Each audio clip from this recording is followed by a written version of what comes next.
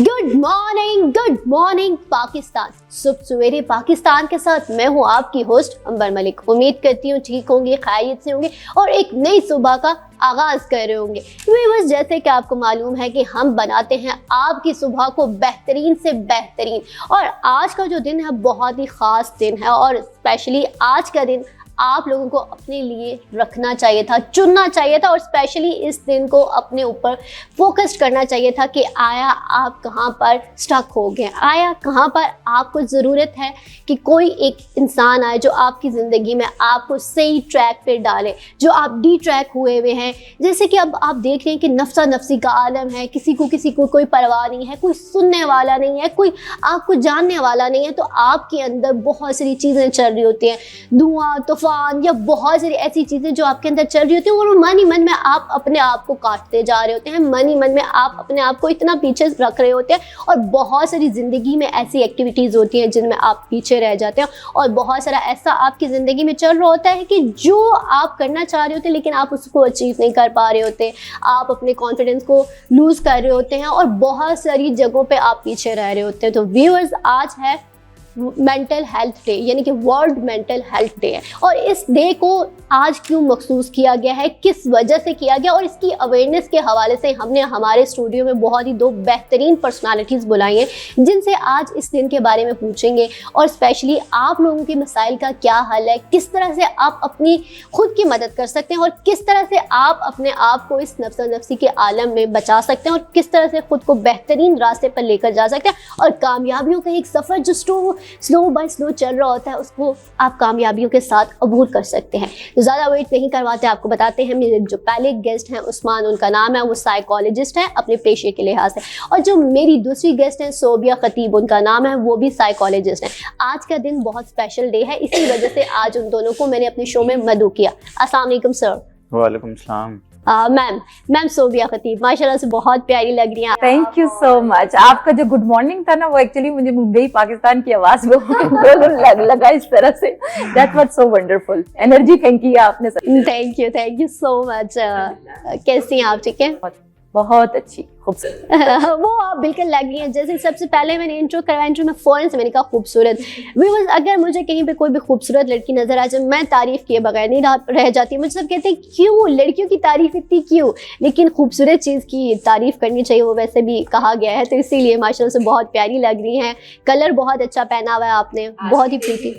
आज के डे की मुनासिबत से पहना है मैंने, स्पेसिफिकली इसको बनाई इसलिए कि मैं आज That's nice, perfect। अच्छा उस्मान साहब, आपकी तरफ आते हैं। पहले तो हम जानेंगे आपकी पर्सनालिटी के बारे में कि साइकोलॉजी की तरफ कैसे आपका इंटरेस्ट बना, कहाँ से आप आए? अच्छा सर, ये तो बड़ा कोई ऐसा क्वेश्चन है कि इसका आंसर देना इतना आसान नहीं है, क्योंकि with the passage of time आप ग्रो कर रहे होते हैं अपनी लाइफ में, और इतना आसान नहीं होता अपने करियर का डिसीजन लेना। बट जहाँ तक साइकोलॉजी की बात है, मैं क्यों आया, बिल्कुल इसी वजह से आया कि लोगों की खिदमत की जा सके, लोग जो मेंटल हेल्थ इश्यूज़ के साथ आ रहे होते हैं, क्योंकि आप अपनी लाइफ में या अपनी फैमिली में या जैसे जैसे आप ग्रो कर रहे होते हैं, आप देखते हैं लोगों को साइकोलॉजिकल इश्यूज़ आ रहे होते हैं, और आप ये समझ लें कि वो एड्रेस नहीं होते। जब वो एड्रेस नहीं होते, फिर आपको एक होता है कि आप कुछ करें। सपोज एग्जांपल, जैसे कि अब पाकिस्तान के या थर्ड वर्ल्ड कंट्रीज़ कोई भी हैं, उसके मसाइल हैं, तो लोग ऐसा चाहते हैं कि वो इस मुल्क के सरबराह बने या किसी मुल्क के सरबराह बने या कोई ऑर्गेनाइजेशन बनाए जो बेटरमेंट के लिए काम कर सके। तो वही मोटिवेशन लोगों को देखा कि उनके साइकोलॉजिकल इश्यूज हैं और उनको कोई एड्रेस करने वाला नहीं है, या अगर एड्रेस भी कर रहे हैं तो मेल प्रैक्टिस हो रही है, इतने एजुकेटेड लोग नहीं हैं या इतने एक्सपर्ट लोग नहीं हैं। तो ये मोटिवेशन थी, ये एक जज्बा था जो मुझे साइकोलॉजी की तरफ लेके आया। इस वजह से मैं आज साइकोलॉजी में अल्हम्दुलिल्लाह। परफेक्ट जी। मैडम सोबिया खतीब साहिबा, आप बताइए कि आप किस तरह आई। मोस्टली लड़कियों का होता है डॉक्टर बन जाऊँ, लाइक डॉक्टर बनो भी तो दूसरे डॉक्टर जैसे कि मेडिकल के होते हैं, स्पेशली आप क्यों मतलब इस साइड पे आए कि आपने साइकोलॉजी को ही लेके चलना है और इसके ऊपर ही अपनी कमांड रखनी है? जैसे हमारे साथी एक्सपर्ट ने बताया ना, मेरा ऐसा कुछ भी इरादा नहीं था एक्चुअली। डेफिनेटली उनकी अपनी एक वो है, और बहुत ज़रूरी होता है इतनी रिफाइंड सोच अगर आपको बचपन में आ जाए, जो मेरी स्टडीज़, यानी मैं कोटली आज़ाद कश्मीर एक छोटे से गांव से बिलोंग करती हूँ, और उसके साथ हमारा ये है कि हमारा वो जो मेरा इवन अपनी फैमिली में भी देखा जाए तो बहुत से लोग इतना अभी एजुकेशन में आगे नहीं है। आई एम द वन जो कि अभी कोशिश कर रही हूँ कि आगे पढ़ने के लिए। साइकोलॉजी का मुझे बिल्कुल आइडिया नहीं। हाँ, मेडिकल का था, जैसे आपने कहा ना, हर माँ बाप को था कि किसी न किसी तरह हेल्थ के अंदर जाए। तो हाँ, हेल्थ का मुझे जब एक दफ़ा मैं, क्योंकि हमेशा सोशल एक्टिविटीज़ के अंदर बहुत ज़्यादा रहती थी, जब हमारा अर्थक्वेक भी हुआ तो उसमें भी हम लोगों ने गर्ल्स गाइड के तौर पर सबसे ज़्यादा जो अमदाद भेजी, हम लोगों ने भेजी थी कोटली। तो उस दौरान ही साइकोलॉजी के फ्राइड से मुलाकात हुई किसी रिसेप्शन में बैठे हुए। तो मुझे लगा कि एंड पे मैं सब्जेक्ट चेंज करती हूँ। मैंने सब्जेक्ट मास्टर अपने बैचलर का चेंज किया। आखिरी के 3 महीनों में मैं साइकोलॉजी में आ गई, और फिर मैंने देखा सबसे ज़्यादा मार्क्स ही उसी में लिए हैं, बाकी मैं बस मैं थक के पास हुई हूँ। तो मैंने कहा ठीक है, अब इसी सब्जेक्ट में आगे जाती हूँ। फिर फादर ने भी उस चीज़ पे परमिशन दी और अलाउ किया, और आगे जाते जाते बस ये है कि फिर कोर्स अपने कंप्लीट किए। इंटरेस्ट, यानी एक होता है ना, बचपन से आपकी ट्रेड्स होती हैं शायद लोगों के साथ कनेक्ट होने की, लोगों के साथ। जब मैंने साइकोलॉजी पढ़ी तो मुझे लगा हाँ, वो ट्रेड्स सारी की सारी मेरे अंदर हैं। मैं लोगों के साथ अच्छे से कनेक्ट भी होती हूँ, लोगों को अंडरस्टैंड भी करती हूँ, समझती भी हूँ। अब मैं सुजेस्ट क्या करूँ, वो मुझे पढ़ना चाहिए, तो वो मेरे सब्जेक्ट ने मुझे बता दिया। अब मैं बेहतर कंडीशन में लोगों को उनकी जो नफ्सियाती कैफियत चल रही होती है अंडरस्टैंड करके बेहतर सजेशन के लेवल पे अल्हम्दुलिल्लाह, इसीलिए छोटा सा इदारा भी और ये सारे छोटे मोटे काम भी कर रही होती हूँ साथ। अच्छा उस्मान साहब, आप आएंगे, सबसे पहले तो मुझे बताएं कि ये जो वर्ल्ड मेंटल हेल्थ डे है, इसको आज ही क्यों मखसूस किया गया, आज मनाने का मकसद क्या है? देखिए, जितने भी डेज़ होते हैं सेलिब्रेशन के लिए, उनका एक ख़ास पर्पस होता है, ख़ास मकसद होता है, और कोई ना कोई हिस्ट्री ज़रूर मौजूद होती है। वर्ल्ड मेंटल हेल्थ डे इस दिन पे रखने या किसी एक दिन पे रखने का मकसद सिर्फ ये है कि पूरी रूटीन में हम मेंटल हेल्थ प्रोफेशनल बिज़ी होते हैं, आम आदमी भी बिज़ी होता है, और वो अपनी मेंटल हेल्थ को एक्चुअली टाइम नहीं दे पा रहे होते हैं। तो ये डे रखने का मकसद ये है कि हम मेंटल हेल्थ डे के बारे में बात करें, लोगों को अवेयरनेस दें कि ये मेंटल हेल्थ प्रॉब्लम क्या है, पॉलिसी मेकिंग करें। मैं कल ही शायद कहीं पढ़ रहा था कि तकरीबन पाकिस्तान में कोई 23 मिलियन लोग हैं जो मेंटल हेल्थ इश्यूज़ का शिकार है, और तकरीबन 36 इनमें से 36% हैं जिन लोगों को मेंटल हेल्थ सर्विसेज मिल रही हैं। बाकी आप ये समझ लेंगे जो 74 या 75% उनको सर्विसेज ही नहीं मिल रही। तो सर्विसेज क्यों नहीं मिल रही, उसकी मल्टीपल रीज़न है। उसकी रीज़न शायद ये भी हो सकती है कि वो अप्रोच नहीं कर पा रहे, वो स्टिग्मेटाइज हैं, वो मेंटल हेल्थ हेल्प नहीं लेना चाहते। तो अल्टीमेटली जो इस मेंटल हेल्थ डे का मकसद ये है, लोगों को अवेयर करना है, लोगों को बताना है कि मेंटल हेल्थ इश्यूज़ क्या होते हैं या मेंटल हेल्थ बेसिकली है क्या, और इसका इलाज क्यों ज़रूरी है, इसके बारे में बात करना क्यों ज़रूरी है। ये कोई बुरी चीज़ नहीं है। ये जिस तरीके से आपकी फ़िज़िकल हेल्थ इंपॉर्टेंट है, इसी तरीके से आपकी मेंटल हेल्थ भी इंपॉर्टेंट है। अगर आपकी मेंटल हेल्थ नहीं होगी तो फिजियोलॉजिकल ऑटोमेटिक आपकी बॉडी में चेंज आएगा और आप सर्वाइवल के इश्यूज़ आ जाएंगे आपके। आप आप सर्वाइव भी ना कर सकें, बल्कि ऐसे बहुत से केसेस आपको मिलेंगे जिसमें अगर मेंटल हेल्थ इश्यूज़ इस स्टेज पर चले जाते हैं, सीवियरिटी लेवल पर चले जाते हैं, तो वो उनके सर्वाइवल के भी इश्यूज़ आ जाते हैं। तो इस वजह से मेंटल हेल्थ डे मनाया जाता है कि हम अपनी बिज़ी रूटीन में से टाइम निकाल के लोगों को कम्युनिकेट कर सकें कि मेंटल हेल्थ भी ज़रूरी है, मेंटल हेल्थ के बारे में बात की जाए, स्टेक होल्डर्स को बताया जाए, पॉलिसी मेकिंग की जाए। मैडम सोबिया का बहुत काम है, हम एक अरसे से कोशिश कर रहे हैं कि हम कोई ऑर्गेनाइजेशन या कोई काउंसिल बना सकें, लाइसेंसिंग कर सकें इस हवाले से। तो वो भी एक है कि जो स्टेक होल्डर है उनको बताया जाए कि भाई ये भी ज़रूरी है, क्योंकि देखिए अगर 24 मिलियन लोग जो हैं मेंटल हेल्थ इश्यूज़ का शिकार हैं और ओनली 30% या 25% लोगों को वो सर्विसेज मिल रही हैं, तो इसमें किसी न किसी हद तक गवर्नमेंट लेवल का भी इन्वॉल्व होना ज़रूरी है। ज़रूरी नहीं बल्कि मैं तो समझता हूँ बेइंतहा ज़रूरी है। उसकी रीज़न ये है कि अगर गवर्नमेंट इन्वॉल्व नहीं होती, आप देखें day by day suicide rate increase कर रहा है, डे बाय डे डिप्रेशन इतना ज़्यादा बढ़ता जा रहा है, एंजाइटी इतनी ज़्यादा बढ़ती जा रही है। अगर ये चीज़ें बढ़ती रहेंगी तो कम कब होंगी। छोटी सी एग्जांपल देता हूँ, डेंगू वायरस है, उसके लिए ये एक्टिव होता है, कंजवाइटिस फैला हुआ, उसके लिए बहुत ज़्यादा एक्टिविटीज़ हुई, लेकिन ये किसी को नज़र नहीं आता है कि सुसाइडल रेट बढ़ रहा है, डिप्रेशन बढ़ रहा है, एंजाइटी बढ़ रही है। एग्जैक्टली अगर देखा जाए तो इस टाइम पे सबसे ज्यादा अगर लोगों में बीमारी पाई जाती है डिप्रेशन, एंजाइटी, और इसका हल ही नहीं लोग कर रहे। लोग ये समझते हैं कि मैं डॉक्टर के पास जाऊंगा तो मुझे लोग पागल कहेंगे, जैसे हमारा मेंटालिटी है, हमारी सोसाइटी का कॉन्सेप्ट है। तो इस वजह से भी लोग, ये भी एक डर है, इस वजह से भी नहीं आ रहे। यस, आप ठीक कह रही हैं। वो स्टिग्मा, इसको हम कहते हैं स्टिग्मेटाइज चीज़ें हैं कि मुझे पागल कहा जाएगा या मुझे कमज़ोर समझा जा रहा है, मैं अपनी मसाइल से लड़ नहीं पाता, तो इस तरह से लोग कहेंगे ये तो बड़ा बुज़दिल है, ये बड़ा पागल इंसान है, ये तो पागल खाने में शायद रह के आया। हालांकि उसको एक बड़ा खूबसूरत वर्ड है, अंग्रेज़ी का रिहेबिलिटेशन कहते हैं उसको, कि अगर कोई अपनी काउंसलिंग करवाता है या किसी भी इशू की वजह से, तो इसमें कोई बुराई नहीं है। ये बिल्कुल उसी तरीके से इलाज है जैसे एक डॉक्टर आपको मेडिसिन के ज़रिए इलाज करता है। जब काउंसलिंग में आते हैं या साइकोथेरेपी में आते हैं या मेंटल हेल्थ इश्यूज़ को रिजॉल्व कर रहे होते हैं, तो उसको टॉक थेरेपी या साइकोथेरेपी कहा जाता है, ताकि, और इसका मकसद सिर्फ एक है आपका ट्रीटमेंट, आपके जो मेंटल हेल्थ इश्यूज़ आ रहे हैं उनको ट्रीट किया जा सके। क्योंकि अगर आप इस पे बात नहीं करेंगे, आप इसको ट्रीट नहीं करेंगे, और डे बाय डे वर्स होती जाएगी। एग्जैक्टली।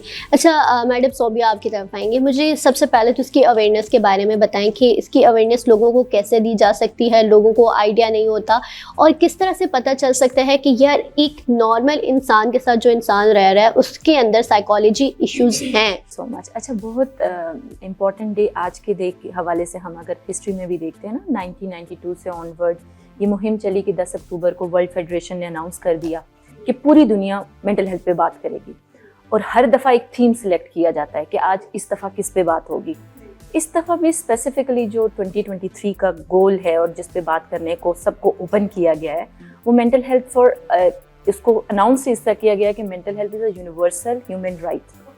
जो आप बात करिए ना कि कैसे आगाही दी जा सकती है, कैसे लोग इसको जांच सकते हैं, समझ सकते हैं, तशखीस कैसे अपने लेवल पे कर सकते हैं, क्योंकि घरों से स्टार्ट होगा तो लेटर ऑन डॉक्टर तक जाएगा। हम तो एंड पे बैठे होते हैं ना। हमेशा मैं एक पब्लिक मेंटल हेल्थ अप्रोच समझाती हूँ कि ऐसे एक त्रिकोण बनाए, त्रिकोण में ये जो सारे नीचे वाले लोग हैं ना, जिसमें टीचर हैं, आपकी कम्युनिटी है, आपके माँ बाप हैं, आपके बहन भाई हैं, वो सारे के सारे सबसे ज़्यादा हैं और आपके साथ कनेक्टेड हैं।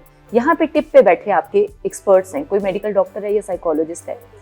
अब इन सारों के साथ यहाँ से मालूमात अगर पहुँचेगी आगाही के लेवल पे, जब हम आते हैं तो आगाही ये जो दिन बनाने का है कि पूरी दुनिया में एक पूरी, जैसे उस्मान साहब ने भी कहा ना कि आगाही के लेवल पे बात की जाए, स्पीक आउट किया जाए, शॉर्ट आउट किया जाए, लोगों को इन्वॉल्व किया जाए, हर तरह की कम्युनिटी को।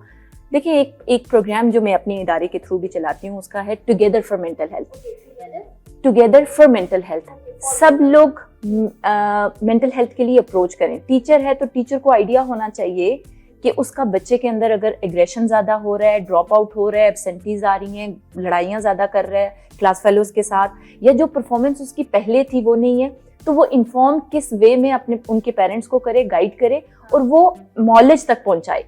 HEC ने बड़ा अच्छा एक रिफॉर्म किया है जिसमें कहा है कि हर इंस्टीट्यूट के अंदर एक साइकोलॉजिस्ट या काउंसलर होना चाहिए जो कि इस तरह के ऑनगोइंग, देखिए ये वो इश्यूज हैं जो रिजॉल्वेबल हैं, जिनको किसी दवाइयों की ज़रूरत नहीं है, सुन के सॉर्ट आउट करके अगर माइल्ड टू मॉडरेट है तो मैनेज हो सकता है ऑन द इंस्टीट्यूट लेवल, और किसी बड़े कर्ब या नासूर की तरफ ना जाए, उससे बचाया जा सकता है। तो आगाही पे जब आते हैं तो आगाही पे हम हमेशा कहते हैं कि अगर आपने जांचना है, समझना है ना, मैं हमेशा पंजा तकनीक सिखाती हूँ सबको और बताती भी हूँ। और वर्ल्ड हेल्थ ऑर्गेनाइजेशन ने ना जब डेफिनेशन हेल्थ की करता है तो वो 5 ही एलिमेंट को लेता है, यानी आपकी फिजिकल हेल्थ, आपकी स्पिरिचुअल हेल्थ, आपकी इमोशनल हेल्थ, आपकी इमोशनल के साथ साथ आपकी सोशल हेल्थ, और उसके साथ साथ आपकी जो साइकोलॉजिकल हेल्थ है। देखिए ये सारी की सारी हेल्थ ही है।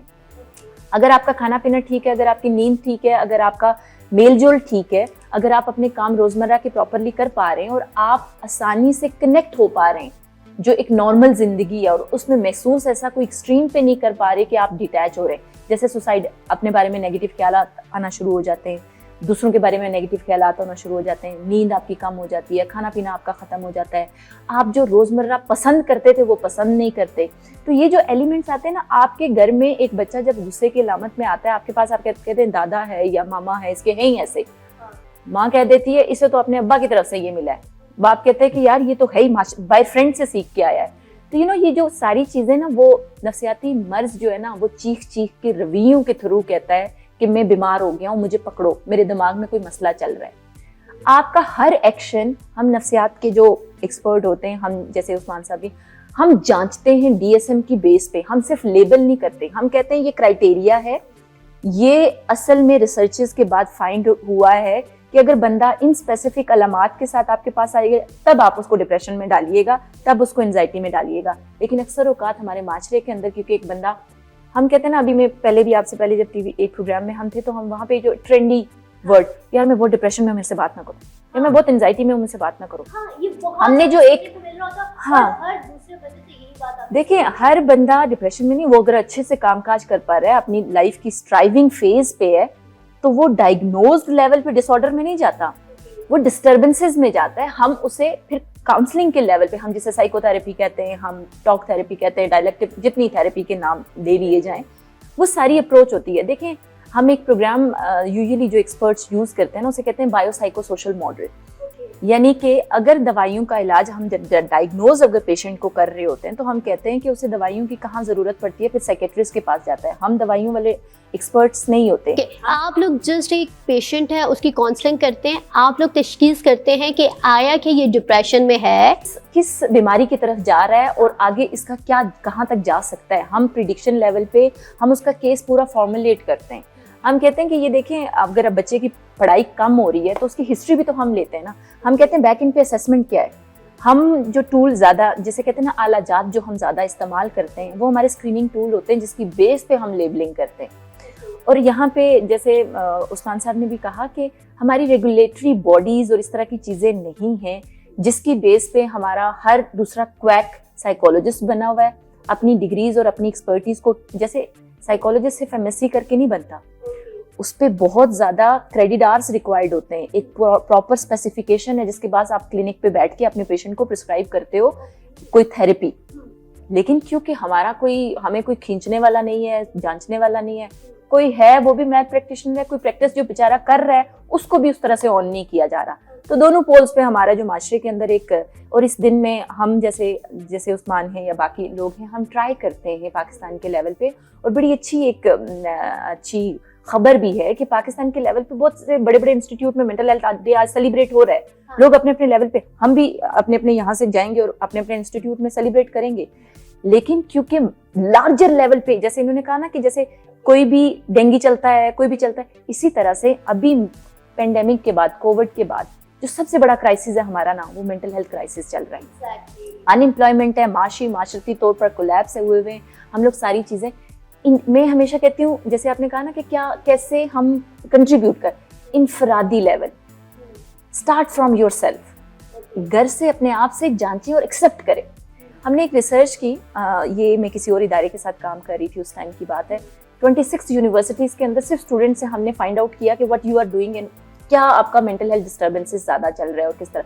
सबके अंदर कुछ ना कुछ रेजिड्यूल्स आए। और उसके बाद जो मेन हाईलाइटेड एलिमेंट देखे ना, कि एक वो एक्सेप्ट नहीं कर पा रहे थे अपनी स्टेट ऑफ माइंड को और एक दूसरे को माफ़ नहीं कर पा रहे।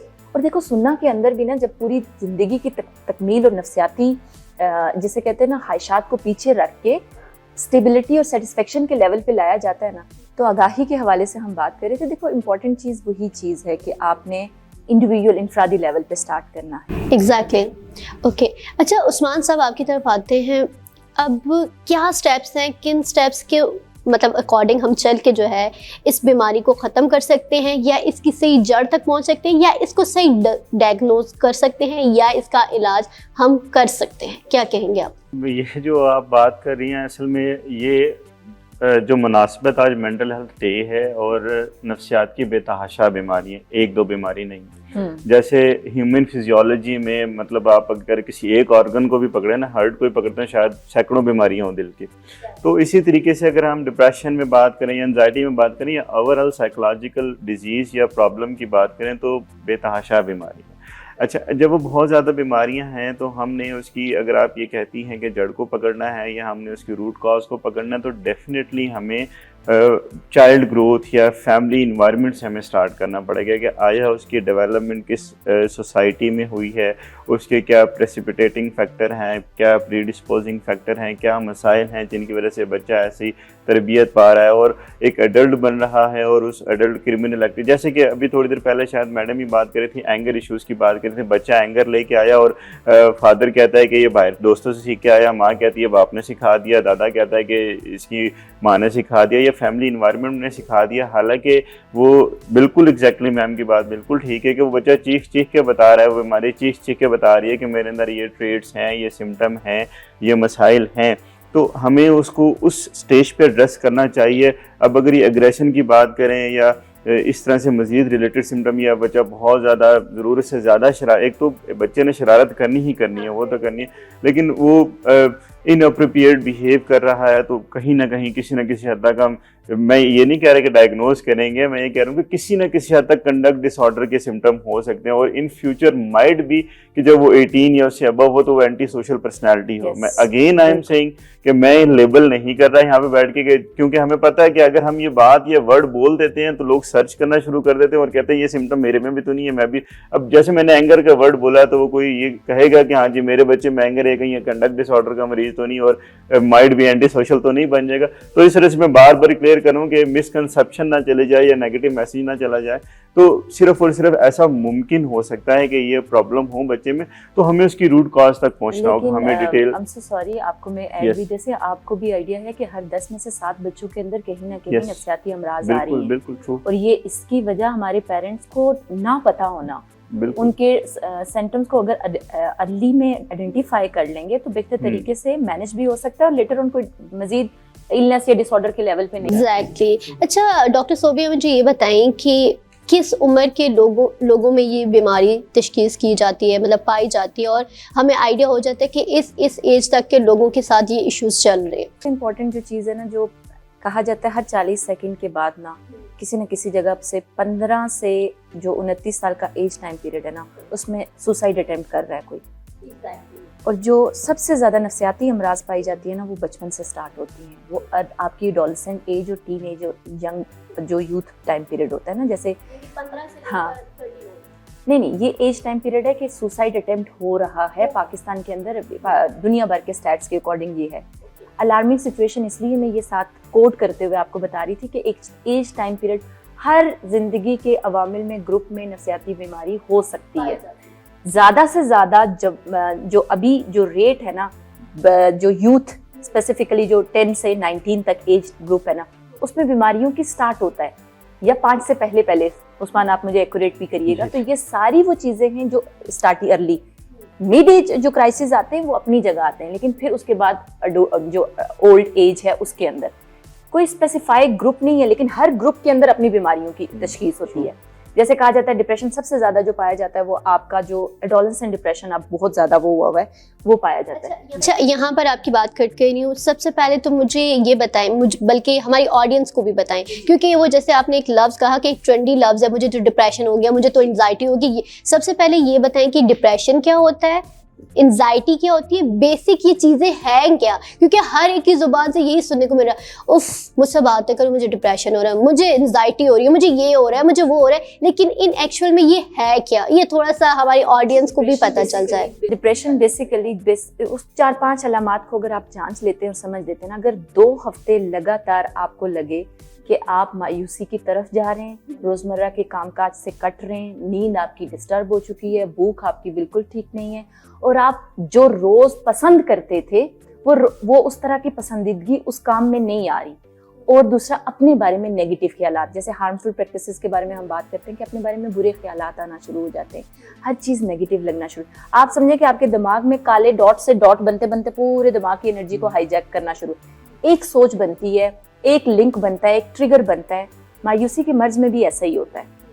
एक छोटे से इंसिडेंट से कोई वाकया हो गया, किसी ने कमेंट कर दिया, कुछ कर दिया, उस पर प्रॉपरली उसको रिजॉल्व ना किया, ये जेनेटिक, देखिए डिप्रेशन जो है ना जेनेटिकली साइकेट्रिक डिजीज भी है। साइकोलॉजिकल डिजीज के अंदर माशरती और बिहेवियरल और माशी इशू आते हैं उसकी बेस पे।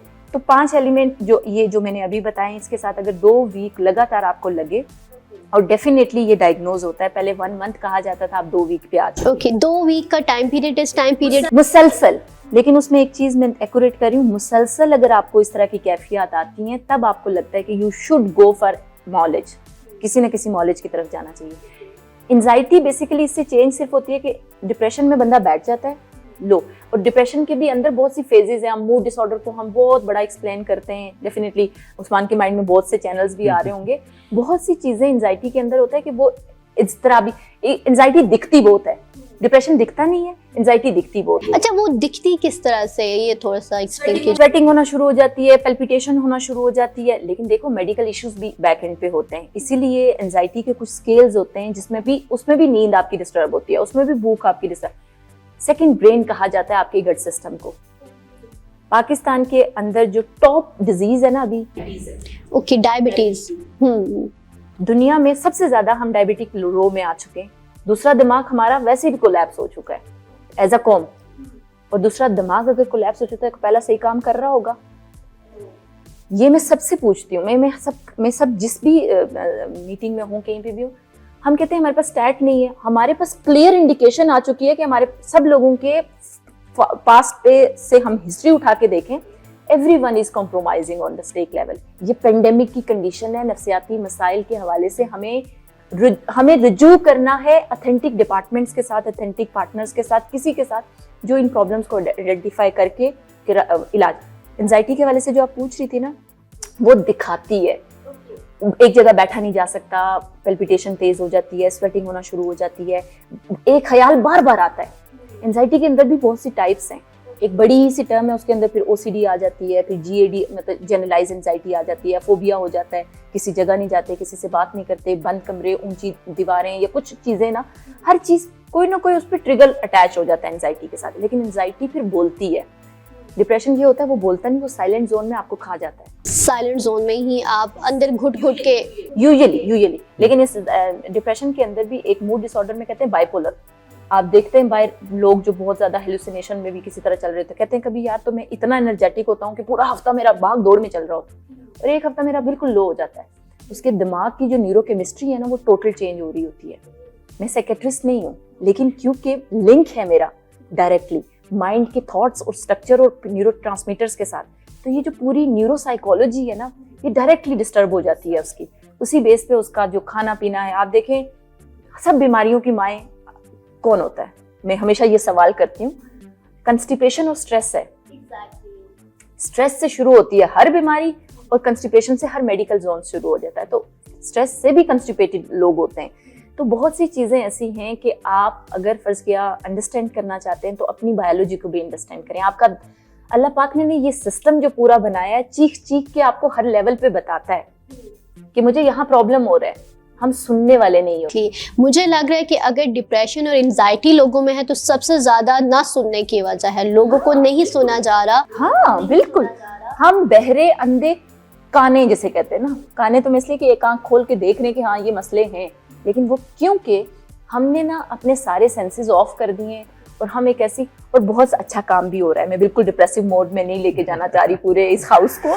अच्छा काम हो रहा है, बहुत से रिफॉर्म्स भी हो रहे हैं, लेकिन क्योंकि लार्जर लेवल पे हमें काम चाहिए, हमें क्विक एक्शन चाहिए, हमें नीड ऑफ एक्शन जैसे कहते हैं ना, एक अटेंशन यहाँ दरमियान में मेंटल हेल्थ को रख के सारे जुट जाओ, वो वाली अप्रोच चाहिए, तभी जाके हम रिजॉल्व कर सकते हैं। वरना सुसाइड आम हो जाएगा, एक दूसरे को मारदार आम हो चुका है सारी चीज। एग्जैक्टली हर जगह आप देखिए ये सुसाइड सबसे ज्यादा चल रही है। जैसे उस्मान साहब, आप इस हवाले से क्या कहेंगे? आप थोड़ी सी अपनी थॉट्स हमारी ऑडियंस के साथ शेयर कीजिए। सुसाइड के हवाले से यस, इसमें there is no doubt. Ma'am ने कहा कि 40 सेकेंड में एक कम से कम एक सुसाइड हो रही है, या इससे भी ज़्यादा। डेफिनेटली ये जो सुसाइड है ये किसी न किसी हद तक डिप्रेशन से लिंक है, कि जब आप होपलेस हो जाते हैं, मायूस हो जाते हैं, आपका किसी काम में दिल नहीं लग रहा, या आप जो पहले लेयर एक्टिविटी करते थे वो नहीं कर पा रहे, तो डेफिनेटली आप नेगेटिव सोच रहे हैं। एक और मैं ऐड करना चाहूँगा कि अपवर्ड कंपैरिजन कर रहे हो, तो यानी कि अपने से सुपीरियर जो लोग उनके साथ कंपैरिजन कर रहे हैं, और उसको मुकाबला करके हम नेगेटिव हो रहे हैं, और हमें ऐसा लगता है कि वी आर नथिंग। तो वो जब वो नथिंग वाली फीलिंग आती है तो उसमें प्रॉब्लम ये आता है कि वो फिर सुसाइड की तरफ जाता है कि मैं वर्थलेस हूँ, मैं यूजलेस हूँ, मुझे इस दुनिया में होना नहीं चाहिए, मैं शायद बिला वजह इस दुनिया पे शायद आ गया हूँ, मेरा इस दुनिया में कोई काम नहीं है, मेरा यहाँ पे कोई कंट्रीब्यूशन है। ये बेसिकली वर्बैटम होता है एक जो बंदा डिप्रेशन की तरफ होता है या जो बंदा सुसाइडियल आइडिएशन की तरफ जा रहा होता है। और अल्टीमेटली होता है क्या है कि वो सुसाइड कमिट कर भी लेता है, उसकी रीज़न यही है। और जहाँ तक सुनने की बात है, डेफिनेटली जैसे हम थोड़ी देर पहले बात कर रहे थे कि सुनना बहुत ज़रूरी है। अगर कोई शख्स जैसे बेशक ट्रेंडी वर्ड के साथ आ रहा है, अब वो जो ट्रेंडी कह रहा है ना मुझे डिप्रेशन है, मुझे एंजाइटी है, तो किसी न किसी लेवल पे आई बिलीव कि उसको स्ट्रेस ज़रूर है। डिप्रेशन है या नहीं है, लेकिन किसी न किसी जहनी तनाव या जहनी दबाव का शिकार ज़रूर है, क्योंकि उसके नॉलेज के मुताबिक वो अपनी डिप्रेशन की डेफिनेशन को फुलफिल कर रहा है। क्यों फुलफिल कर रहा है? वो इसलिए फुलफिल कर रहा है कि कहीं ना कहीं वो उससे अपना वर्कलोड मैनेज नहीं हो रहा, कहीं ना कहीं उससे अपनी डेली रूटीन मैनेज नहीं हो रही, कहीं ना कहीं उसे अपना आप नहीं मैनेज हो रहा, शायद स्टडी मैनेज ना हो रही हो, शायद जॉब मैनेज ना हो रही हो। तो वो ट्रेंडी वर्ड कोई भी शख्स मेरे मुताबिक बिला वजह यूज़ नहीं कर सकता, कहीं ना कहीं उसके अंदर कोई ना कोई रीजन मौजूद है। आपका पॉइंट ऑफ व्यू भी ठीक है, लेकिन लोगों ने एक मजाक बना लिया है ना, ये चीज भी। हाँ, ये इसकी क्या रीजन है? बेसिकली लोग हर एक से यही सुनने को मिल रहा होता है। इन एक्चुअल में ठीक है, स्ट्रेस होता है, तनाव होता है, बहुत सारी चीजें होती है, लेकिन नॉर्मल वो एक जो रियल में बीमार होता है उसको हम भूल के हम उसको देख रहे होते हैं कि ये वाकई में इसमें कोई इशू है। तो इस वजह से मैंने थोड़ा सा आपसे कहा। जी अच्छा, असल में पता क्या है, जो ट्रेंड का वर्ड है ना, ये ट्रेंड निकला ही इससे है कि जो लोग वर्ल्ड में फॉलो हो रहा है वो चीज़ फॉलो करना शुरू करते हैं without any knowledge, without any understanding. अब मैं ये समझता हूँ कि जो लोग ट्रेंडी तौर पे डिप्रेशन या एंजाइटी कह रहे हैं वो किसी न किसी हद तक स्ट्रेस की रिप्लेसमेंट में वर्ड यूज कर रहे हैं, अपडेट कर रहे हैं अपने उस नॉलेज को। क्योंकि आप मतलब मैं भी अगर एक ड्रेस रोजाना पहना तो मैं शायद बोर हो जाऊँ, मैं अपने कमरे की सेटिंग है और मैं वही सेटिंग अगेन हो रही है तो मैं भी उससे बोर हो जाऊंगा। तो इस तरह से वो जो अपडेट कर रहे हैं अपने आप को, वो एक चीज हो सकती है कि वो इस वर्ड को यूज करें, लेकिन देयर इज नो डाउट उनके पास अपने आप को लेबल करने के लिए डिप्रेशन किस स्टेज पे लेबल किया जा सकता है या क्या किया जा सकता है, तो वो उनके पास नॉलेज लैक करते हैं वो। तो इस वजह से मेरे ख्याल में जो मेरी अंडरस्टैंडिंग है वो ये है कि अगर कोई शख्स कह भी रहा है डिप्रेशन है तो कम से कम उससे कम्युनिकेट करना चाहिए कि आप डिप्रेशन किस चीज को कह रहे हैं। आया वो स्ट्रेस तो नहीं, क्योंकि स्ट्रेस ही आगे डिप्रेशन में कन्वर्ट होगा, स्ट्रेस ही आगे एंजाइटी में कन्वर्ट होगा। और तमाम मतलब हम ये बिलीव करते हैं कि जो जितनी भी नफ्सियाती बीमारियां किसी न किसी उनकी जो ओरिजिन है वो स्ट्रेस से होता है। तो जब वो स्ट्रेस से उनका ओरिजिन हो रहा है तो हमें, अगर कोई बंदा कह रहा है कि उसको स्ट्रेस है, कोई बंदा कह रहा है कि वो अपनी ज़िंदगी को या अपनी चीज़ों को मैनेज नहीं कर पा रहा, तो हमें उससे ज़रूर कम्युनिकेट करना चाहिए। जो उसके पीयर ग्रुप हैं, जो उसकी फैमिली मेम्बर हैं, जो उसके दोस्त हैं, जो उसके कोलीग्स हैं, उन सबको उसे कम से कम एक बार कम्युनिकेट करना चाहिए। और अगर उनको ये लगे कि इसको मज़ीद मेंटल हेल्थ प्रोफेशनल की ज़रूरत तो उनको ज़रूर रेफ़र करना चाहिए। लेकिन इसमें सबसे बड़ा बैरियर ये है कि लोगों को पता ही नहीं है कि मेंटल हेल्थ सर्विसेज कहाँ पर मिल रही हैं, और अगर मिल रही हैं तो वो महंगी है। अगेन मैं अपने उस फर्स्ट पॉइंट पे आऊँगा कि किसी न किसी हद तक इसको गवर्नमेंट लेवल पे होना चाहिए, किसी न किसी हद तक इसकी अवेयरनेस होनी चाहिए। और ये तो एक दिन, मैं समझता हूँ कि एक दिन बहुत कम है अवेयरनेस के लिए, डेली बेसिस पे अवेयरनेस होनी चाहिए। हम कंजवाइटिस वायरस है, हम जितने भी इस तरह की ऑर्गेनिक डिजीज है, हम उसकी रोज प्रमोशन कर रहे होते हैं। आप कहीं ना कहीं किसी की डॉक्टर, किसी मीडिया प्लेटफॉर्म पे, किसी कमर्शियल एड में आप इन सबको देख रहे होंगे, लेकिन मुझे कोई बताए कि मेंटल हेल्थ के बारे में कोई मीडिया हाउस, चले आप तो प्रोग्राम कर रहे हैं आई मीन टू से डेली बेसिस पे आप देखें गवर्नमेंट लेवल पे काम हो रहा है और उसका कितना इम्पैक्ट आ रहा है। सोबिया के मुताबिक और मेरे मुताबिक भी, या हमारी पूरी कम्युनिटी के मुताबिक, एक पेंडेमिक है। हम अगर मेंटल हेल्थ को आज एड्रेस नहीं किया तो ये डे बाय डे ये रेशियो इंक्रीज करती जाएगी, सुसाइड की रेशियो भी इंक्रीज करेगी। मेंटल हेल्थ इश्यूज की अभी 23-24 मिलियन हो सकता है। अब कुछ एक साल के अंदर जितनी अनएम्प्लॉयमेंट है, जितनी अनसर्टेनिटी है, जितनी सोशियो इकोनॉमिक इश्यूज आ रहे हैं हमारे, उनकी वजह से हो सकता है कि ये शायद 50 मिलियन भी क्रॉस कर जाए। तो होगा कि अल्लाह ना करे ऐसा हो, लेकिन हमें फ्यूचर के लिए तैयार तो होना है। हमें मेंटल हेल्थ प्रोफेशन पे काम तो करना है, हमने लोगों को अवेयर तो करना है। जब तक हम उनको अवेयर नहीं करेंगे, जब तक हम उनको नहीं समझाएंगे, नहीं बताएंगे, किसी एक लेवल पे ऑर्गेनाइजेशन नहीं होगी, तो तब तक शायद इस तरह के इशू रहें। तो होना यही चाहिए कि किसी न किसी हद तक ये गवर्नमेंट लेवल पर काम हो और इसको एक इशू, बर्निंग इशू के तौर पे इस पे काम किया जाए, ताकि इसके हवाले से कोई बेटरमेंट आ सके। एग्जैक्टली अच्छा सोवी आपकी तरफ आएंगे, मुझे ये बताइए कि अभी तक पाकिस्तान के अंदर कितनी रेशो है वो बच्चों के अंदर, बड़ों के अंदर और बूढ़ों के अंदर इस डिप्रेशन एंजाइटी की रेशो कितनी है, क्या समझते हैं? बहुत अच्छा सवाल पूछा, काश मेरे पास आंसर होता। देखिए, सबसे इम्पोर्टेंट चीज़ होती है जब कोई प्रॉब्लम होता है ना, उसको असेस किया जाता है। हमारे पास असेस करने के लोग नहीं हैं। हमारे पास कोई पर्सन, इस 2010 में सिर्फ एक स्टडी हुई और उस पर WHO ने सपोर्ट किया और कहा कि 400 साइकेट्रिस्ट अवेलेबल हैं और साइकोलॉजिस्ट की तादाद का ही पता नहीं। हमें यही नहीं पता कि हमारे पास नॉलेज कितने हैं और हमें कोई इंटरेस्ट भी नहीं है कि लोग कितने। हाँ, बहुत से बड़े एकेडमी जैसे यूनिवर्सिटीज़ हैं, उन जगहों पे बहुत स्टडी हो रही है, सब कुछ हो रहा है। नेशनल सर्वे नहीं है हमारे पास कि हम परसेंटेज बता सकें।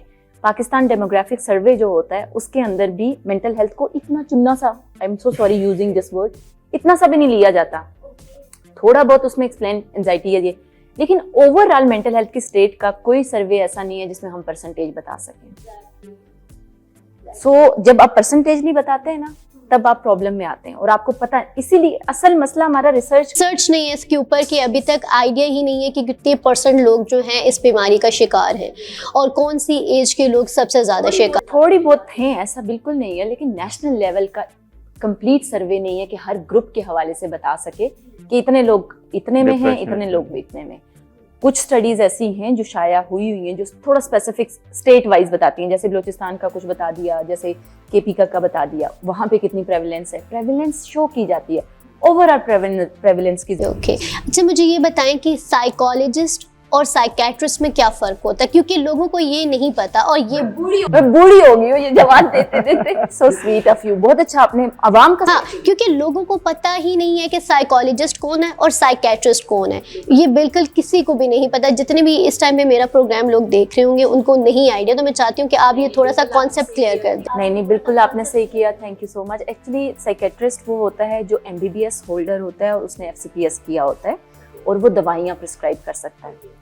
और जो साइकोलॉजिस्ट होता है उसने अपनी मास्टर्स, अपना MPhil या PhD जो है अपना प्योरली फिलॉसफी ऑफ साइकोलॉजी में या क्लिनिकल साइकोलॉजी में किया होता है। वो दवाइयाँ नहीं प्रिस्क्राइब, हाँ उस पर टॉप अप कोर्सेज करता है या साइकोलॉजी मेडिसिन पढ़ता है या उस लेवल पे लेके जाता है, एड ऑन करवाता है अपनी डिग्रीज को तब जाके, लेकिन सिंपल साइकोलॉजिस्ट दवाइयाँ। ओके, वो जस्ट काउंसलिंग करता है, वो आपके जो दिमागी तनाव है उसमें से आपको निकालता है। एम आई राइट?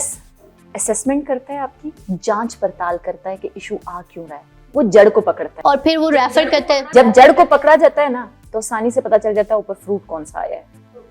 तो हम जड़ पकड़ने वाले लोग हैं, आसानी से असेसमेंट करते हैं कि देखो दुनिया का अगर सबसे बड़ा मसला होता है ना, वो जड़ को ही नहीं पकड़ पाते कि मुझे मसला क्यों हो रहा है, और ना इस चीज की इंसाइट ले पाते हैं, और इंसाइट नहीं ले पाते तो वो रिजॉल्व नहीं कर पाते। तो हम हेल्प करते हैं रिजॉल्व करने में, मदद करते हैं कि वो जो चीज़ें प्राइवेट हैं, पर्सनल हैं, जो चीज़ें किसी के सामने डिस्कस नहीं की जा सकती, जो ऐसी चीज़ें जो खुद भी बंदा नहीं अंडरस्टैंड कर रहा, और हम भी ट्राई कर रहे हैं। ज़बरदस्त। जी तो व्यूअर्स, जैसे कि आपको मालूम है कि हमारे प्रोग्राम का टाइम बहुत लिमिटेड सा होता है और इस लिमिटेड से टाइम में हमने बहुत सारी बातें करनी होती है, लेकिन इंशाल्लाह नेक्स्ट हम प्रॉपर एक शो रखेंगे जिसमें आपके हर एक इशू के बारे में हम लोग आपको प्रॉपरली गाइड करेंगे, ब्रीफ करेंगे, ताकि आप इन मसाइल से बाहर निकले। तो एंड में उस्मान साहब, आप हमारी ऑडियंस को क्या पैगाम देंगे आज के डे के हवाले से और बेसिक? देखिए, मैं ये समझता हूँ कि ऑडियंस को भी समझना चाहिए या जो मेंटल हेल्थ इश्यूज़ का शिकार हैं कि खुद से प्यार करना या सेल्फ लव कोई बुरी बात नहीं। और अगर आप मेंटल हेल्थ के बारे में कंसर्न हैं या आपके मेंटल हेल्थ इश्यूज़ हैं तो उनको रिजॉल्व कीजिए, मेंटल हेल्थ प्रोफेशनल को सीख कीजिए, अपने इश्यूज़ को देखिए। आप खुश रहेंगे, ये सोसाइटी खुश रहेगी, ये माशरा खुश रहेगा, इस माशरे में एक अच्छी तब्दीली आएगी, एक पॉजिटिव चेंज आएगा और हम सब एक हेल्दी लाइफ गुजारेंगे। हम सब, मैं इसलिए कह रहा हूँ कि ज़ाहिरी सी बात है कि अब अगर एक फैमिली में अगर किसी एक बंदे को मेंटल हेल्थ इशू हो जाता तो पूरी फैमिली किसी न किसी हद तक सफ़र कर रही है। हमारी नेशन में 24 मिलियन लोग हैं, तो नेशन किस तरह से सफ़र कर रही होगी। तो हमें हेल्दी माइंड्स चाहिए इस मुल्क के लिए, इस कौम के लिए, ताकि हम एक अच्छी सोसाइटी भी डेवलप कर सकें। तो लास्ट मैसेज बस यही है कि डू सेल्फ लव। आप अपने आप से प्यार करें। अपने आप से प्यार करना बिल्कुल बुरी बात नहीं है, और प्यार करने से मुराद यही है कि आप अपनी मेंटल हेल्थ को जानें, आपकी कैपेबिलिटीज़ क्या हैं, आप क्या कर सकते हैं, आप क्या नहीं कर सकते, सब आपको अपने बारे में पता हो ताकि आप आगे बढ़ सकें ज़िंदगी। जबरदस्त। जी मैम सोबिया, क्या कहेंगे आप? हाँ, मैं दिली और वो जो कहते हैं ना हर लेवल पे, लेकिन एक पैगाम कि अपनी जो फैमिलीज है ना उनके साथ कनेक्ट हो जाएं। हमने अपनी जड़ों को छोड़ दिया है, हमने अपने नॉर्म्स को छोड़ दिया है, हमने अपनी पहचान को छोड़ दिया, हम आइडेंटिटी क्राइसिस के अंदर हैं। हमें खुद ही पता नहीं, ये नौजवानों के लिए स्पेसिफिकली है, हम आइडेंटिटी क्राइसिस के अंदर हैं। हम फैशनेबल भी बनना चाहते हैं और साथ ही साथ हम चाहते हैं कि हमें लोग स्पिरिचुअलिटी की और मुस्लिम भी देखें। ये भी modernism is not the evil, लेकिन मॉडर्निज्म के साथ अपनी जो रूट्स हैं, अपनी जो रिचुअल्स हैं, वो आपको तजाद में ना डालें। आपकी जहनी सेहत, आपकी वेलनेस और आपकी वेलबींग उससे ख़राब होती है। अपने माइंड और बॉडी को कनेक्ट करने के लिए अपनी जो जड़ें, स्पेसिफिकली अपने माँ बाप, आई रियली अप्रिशिएट एवरीवन कि अपने माँ बाप से कनेक्ट हो। हमने दूरी क्रिएट की, अपने माँ बाप को सुनते नहीं हैं। और मेंटल हेल्थ के डे पे मैं स्पेसिफिकली प्रोग्राम के डेफिनेटली मिस अंबर ने हमें बहुत मदद किया एंड रियली थैंकफुल कि आप लोगों ने एक स्पेसिफिकली इस मेंटल हेल्थ के हवाले से ही इस सारा टाइम को अलाइन किया। जो लोग भी सुन रहे हैं, सारे नाजरीन से मेरी रिक्वेस्ट ये है कि माँ बाप के साथ कनेक्ट हो, उन्हें सुने। वो आप लोगों को वेट कर रहे हैं कि कहीं ना कहीं वो पहचान सकें, जान सकें, और तभी जाके रिजॉल्व। आपकी जो एक ऐड भी, आपके मसल्स जो है ना आपके माँ बाप से बने होते हैं, तो जब वो आपको टच करते हैं ना, उससे आपकी असल हीलिंग होना शुरू हो जाती है। हमने तो कभी हग भी नहीं किया होता, हाथ भी नहीं शेक करते, मुंह ही नहीं लगाते, तो लगाना शुरू कीजिए। गले मिलिए, एक पैगाम सुबह उठ के हग कीजिए, देखिए आपकी वेलनेस कैसे इंप्रूव होती है। बाकी कोई डिसऑर्डर है तो डेफिनेटली हम जैसे लोग बैठे आए, हम जरूर ट्रीटमेंट करेंगे। अस्सलाम वालेकुम। Thank you so much, thank you. जी तो व्यूअर्स, ये था आज का हमारा ज़बरदस्त शो जो कि मेंटल हेल्थ के ऊपर था, यानी कि वर्ल्ड मेंटल हेल्थ डे के ऊपर था। उम्मीद करती हूँ ये शो आपको बहुत ही बेहतरीन लगा होगा, और इस शो के अंदर जो भी हमारी चीज़ें थी, जो आज के डे के हवाले से, अवेयरनेस के हवाले से, वो हमने आपके सामने रखी, और ये आपको शो पसंद आया होगा। अगर आप चाहते हैं कि नेक्स्ट शो हम लेकर आए आपके मसाइल के मुताबिक, आपकी मर्ज़ी के मुताबिक, तो हमारे कॉमेंट सेक्शन में हमें ज़रूर बताइएगा। मुझे और मेरी पूरी टीम को दीजिए इजाज़त। अल्लाह ने की बात, स्टे ब्लेस्ड।